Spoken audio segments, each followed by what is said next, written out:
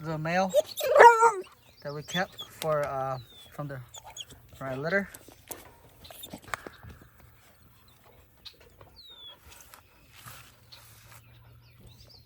Okay.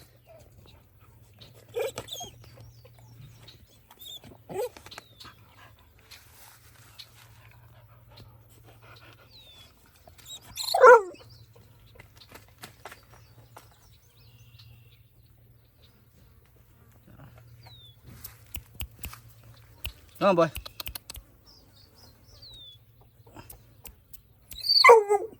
Come on, boy.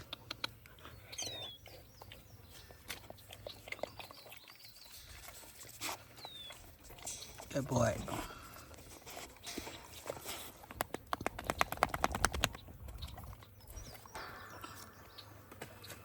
Yep. Just putting him in here temporarily until I fix the other cage, the other kennel. Yeah, it's kind of hot, so he's gonna go into the shade over there.